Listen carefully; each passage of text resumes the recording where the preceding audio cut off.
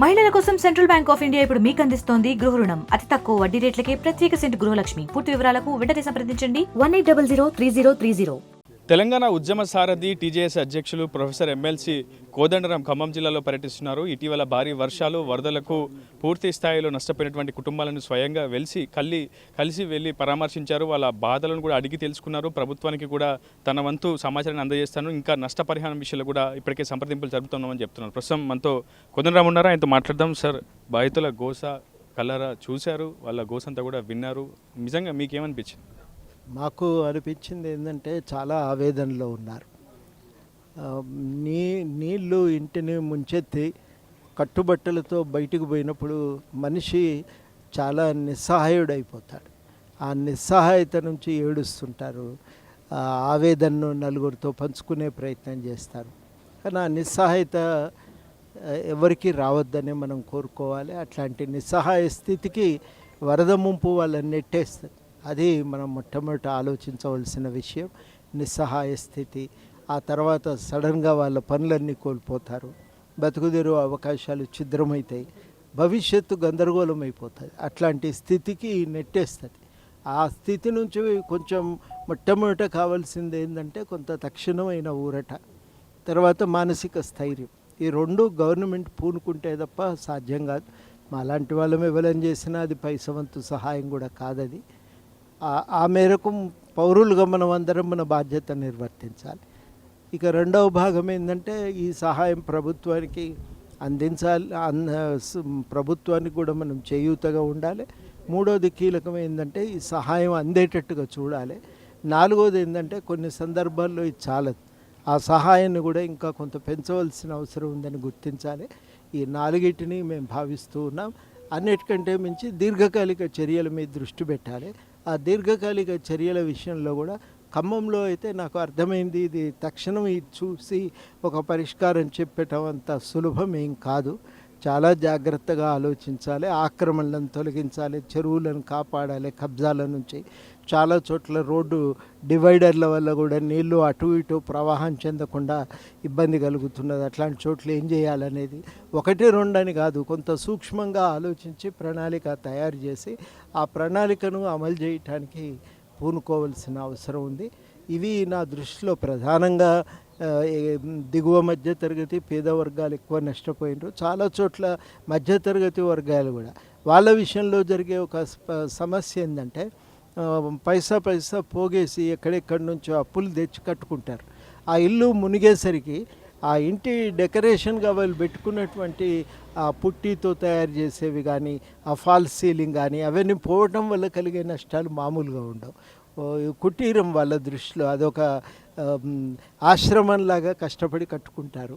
అట్లాంటి కుటీరం కళ్ళ ముందు చెదిరిపోయినప్పుడు తట్టుకోలేరు దాన్ని. అది మధ్యతరగతి ఎదుర్కొన్నటువంటి సమస్య.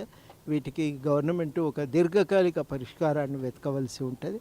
ఆ పరిష్కారం కోసం తప్పకుండా ఒక కృషి చేద్దాం. మేము కూడా చేస్తాం. మా వంతు సలహాలు కూడా మేము ప్రభుత్వానికి అందజేస్తాం. ప్రభుత్వం కూడా ఆలోచనతో ఉంది కాబట్టి మనకు ఒక లాభం ఏంటంటే మనమందరం తలా చేయేస్తే ఒక మంచి ఆలోచన కనుక రాగలిగితే మున్నేరు మనకు శాపం కాకూడదు. మున్నేరు ఒక వరంగా ఉండాలి. నిజానికి నగరానికి గుర్తే మున్నేరు. ఖమ్మం అంటే మున్నేరు, మున్నేరు అంటే ఖమ్మం. అట్లాంటి ఒక అవినాభావ సంబంధం. దాశరథి నవల చదివితే మున్నేరు గురించి ఎంత వర్ణన ఉంటుందో. కాబట్టి అట్లాంటి స్థితిలో మరి ఈ పట్టణానికి ఉండే అది ఒక గొప్ప వనరుగా దాన్ని అభివృద్ధి చేయాలి. ఎట్టి పరిస్థితుల్లో అది శాపంగా పరిణమించకుండా జాగ్రత్తలు పాటించాలి. అది ఎట్లా చేస్తామనేది మనకు ఊహకందని విషయమే. సాంకేతిక నిపుణుల సహాయం తీసుకుంటే తప్ప ఓ పరిష్కారం దొరకదు. ప్రొఫెసర్గా ఎంతోమంది విద్యార్థులను మేధావులుగా తీర్చిదిద్దారు. అటు పూర్తి స్థాయిలో సబ్బండ వర్గాలను కలుపుకొని తెలంగాణ ఉద్యమంలో కీలక పాత్ర పోషించారు. ప్రస్తుతం శాసనమండలి సభ్యునిగా మీరు ఎన్నికయ్యారు. ప్రస్తుతం ఈ కీ రోల్ ఏ విధంగా ఉండబోతుంది? ఇప్పటికైనా తెలంగాణ జనసమితిని సంస్థాగత బలోపేతంపై పూర్తి స్థాయిలో దృష్టి పెట్టే అవకాశం ఉందా? ఆ పని చేస్తాం. దానికంటే మించేందంటే మేము ప్రభుత్వానికి ప్రజలకు మధ్య ఒక అనుసంధానకర్తగా చాలా చేయగలమని అనుకున్నాం. కానీ గతంలో ప్రభుత్వాలు మమ్మల్ని దాదాపుగా ఒక నిరంకుశంగా అణచాలనే ప్రయత్నం చేసినాయి. ఆ అణిచివేత వల్ల మేము ఎదగటం చాలా ఇబ్బందులు ఎదుర్కొన్నాం. ఇప్పుడు అట్లా కాదు. ఈ ప్రభుత్వం ఏదన్నా మంచి విషయం చెప్తే ఎవరు చెప్పినా వినటానికి సిద్ధంగా ఉన్నారు. కాబట్టి తప్పనిసరిగా ఇది ఒక అవకాశమే ప్రభుత్వంతో మాట్లాడటానికి, చెప్పటానికి, ప్రజల తరఫున వాళ్ళ సమస్యలను వినిపించడానికి ఇది ఒక అవకాశం. ఈ అవకాశాన్ని తప్పకుండా బాధ్యతగా నిర్వర్తిస్తాం. మా వంతుగా మాలాగా ఆలోచించే వాళ్ళందరూ కూడా ఇప్పుడు కొంత ధైర్యంగా కూడగట్టే అవకాశం కూడా ఉంది. ఆ ప్రయత్నం కూడా చేస్తాం. గతంలో గత ప్రభుత్వం విప్లవకారులను అవమానపరిచిందని, విప్లవ సంస్థలపై ఎక్కుపాదం మోపిందని గతంలో మీరు ఆరోపించారు. ప్రస్తుతం ఈ ప్రభుత్వం వచ్చాక కూడా ఇటీవల ఎన్కౌంటర్లు కూడా ఎక్కువగా జరుగుతున్నాయి. ఇటీవల రఘునాథపాలెం ఎన్కౌంటర్ కూడా జరిగింది. సో అక్కడ కూడా 6 మంది మావోయిస్టులు చనిపోయినటువంటి ఉదంతం కనిపించింది. సో అటు మావోయిస్టు పార్టీపై కూడా పూర్తి స్థాయిలో విధ్వంసకర దాడులు జరుగుతున్నాయని పెద్ద ఎత్తున ఒక ఆరోపణలు, విమర్శలు వ్యక్తం అవుతున్నాయి. పెద్ద ఎత్తున చర్చ కూడా జరుగుతుంది. దీనికి సంబంధించి మీరు ఏం చెప్తారు? రాజకీయ అభిప్రాయాలు ఉన్నందుకు వాళ్లకు ఒక శాపం, మరణమే సమాధానం అన్నట్టుగా వ్యవహరించడం అయితే కరెక్ట్ కాదు. కానీ ఈ ఘటన విషయంలో ఏం జరిగింది నేను కూడా కొంత తెలుసుకునే ప్రయత్నం చేస్తున్నా. వాస్తవాలు ఏంటి అనేది తెలుసుకునే ప్రయత్నం చేస్తున్నా. తెలుసుకున్నాక తప్పనిసరిగా మా వంతు నుంచి ఏం చెప్పాలో ఆ విషయాలు మేము ప్రభుత్వానికి కూడా తెలియజేస్తాం.